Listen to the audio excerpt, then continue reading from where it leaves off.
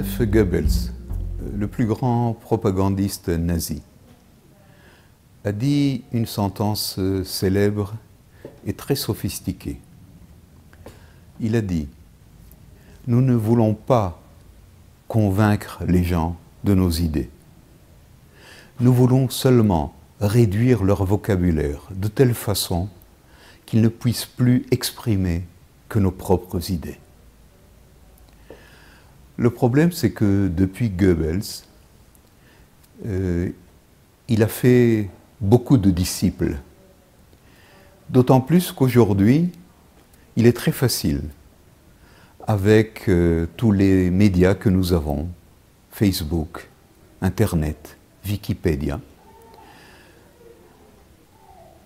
d'aliéner les êtres humains de telle façon qu'ils ne puissent plus penser de manière autonome en analysant les données, en analysant les notions, les mots qu'ils utilisent. Nous allons prendre un mot qui, ces derniers temps, est très à la mode, très in, c'est racisme. La notion de racisme a une signification très particulière. Elle parle de personnes qui prétendent qu'il y a des races supérieures et des races inférieures, et qu'à partir de cela, il faut éradiquer les races inférieures, ou tout au moins qu'elles continuent à être inférieures. Si toutefois la notion de race existe encore, et cette notion de race, il ne faut surtout pas faire l'amalgame avec la notion d'ethnie, de peuple. Alors essayons de comprendre qu'est-ce qui se passe lorsque on réduit le vocabulaire et qu'un être humain répète 200, 300, 400 fois par jour les mêmes mots. Par exemple, lorsque les Allemands étaient obligés à dire 200 fois, 400 fois, 1000 fois par jour « Heil Hitler », finalement, ils ne pouvaient être que nazis. Et c'est comme ça qu'un peuple entier, à part quelques exceptions, est devenu entièrement nazifié. Lorsqu'un musulman dit des centaines de fois par jour « Allahu Akbar » en toute occasion, ou « Inch'Allah », si Dieu veut, si Allah veut, pour être plus précis. Et même, prenons un judaïque qui dit des centaines de fois par jour, Baruch Hashem, que Dieu soit béni, que le nom soit béni. Ou Imertse Hashem, si le nom, entre parenthèses, Yahvé, le Dieu de la Bible, si Yahvé veut. Dans ces conditions, petit à petit, il y a ce qu'on appelle un processus d'aliénation dans la terminologie. Alors, aujourd'hui, on emploie le terme racisme à tout bout de champ. On dit d'un tel, parce qu'il est un patriote, peut-être un peu trop. On l'accuse d'être raciste. Marine Le Pen est une raciste. Elle n'est pas raciste.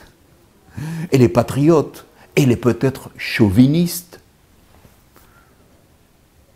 Du nom de Chauvin qui a donné le mot chauvinisme, un peu trop nationaliste. Mais ça n'a aucun rapport avec le racisme. Il y a ceux qui sont machoïstes, qui pensent que la femme, pas très importante, l'homme. Alors, il ne veut pas s'asseoir à côté d'une femme pour des raisons pseudo-religieuses. Ce n'est pas un raciste, c'est un machoïste. Il y a ceux qui sont ségrégationnistes. Ils ne veulent pas se mélanger avec quelqu'un de couleur noire. Il ne veut pas se mélanger. C'est son droit, c'est un abruti, il est rempli de préjugés, mais ce n'est pas un raciste. Il veut simplement ne pas s'asseoir à côté de quelqu'un noir. Lui, il est blanc, l'autre est un noir. Un noir ne veut pas s'asseoir à côté d'un blanc. Il a plus d'affinité avec quelqu'un qui a la même pigmentation que lui. Ce n'est pas du racisme. Il y a ce qu'on appelle aussi avoir justement des préjugés. En se disant, tiens, moi, les homosexuels, je ne peux pas les supporter. C'est son droit. Il est hétérosexuel. Il ne supporte pas les homosexuels. Les gays, comme on dit en anglais. Ça n'a aucun rapport avec le racisme. Un homosexuel et entre un homosexuel ou un hétérosexuel, il n'y a pas d'éloignement. C'est les mêmes chromosomes, c'est les mêmes personnes, les mêmes citoyens, le même peuple, la même ethnie. C'est une préférence sexuelle. Depuis quand le sexe est une race? Et on pourrait donner comme ça des dizaines et des centaines d'exemples. Cela signifie qu'un mot est devenu ce que j'appelle le colonialisme de la pensée. Ou pour être moins doux, la terreur de la pensée. Et le pauvre peuple aliéné répète ce que des idéologues veulent qu'il pense. Des idéologues évidemment mal intentionnés. Lorsqu'on répète à longueur de journée le mot, par exemple, Palestine, les Palestiniens, la Palestine, les Palestiniens, la Palestine, est-ce qu'on sait exactement quelle est l'étymologie de ce mot? Quelle est sa signification? D'où vient-il? Quel est son historique? Lorsqu'on dit à tout bout de champ, juif, gentil juif, sale juif, et que on a l'impression, parce qu'on a dit ce mot-là, antisémitisme, ou alors sémitisme. Mais toutes ces notions, est-ce que nous les avons analysées profondément? Est-ce qu'il n'y a pas d'autres mots qui seraient plus judicieux que ces mots de propagande qui assombrissent la pensée et qui finalement trépannent la cervelle des êtres humains? Et face à ce propagandiste ignoble du nom de Goebbels et de tous ces petits disciples propagandistes qu'il y a aujourd'hui, de partout, des islamistes, des panarabistes, des panjudaïques, des religieux, de toutes sortes. Face à tout cela, je n'ai qu'un seul conseil à leur proposer.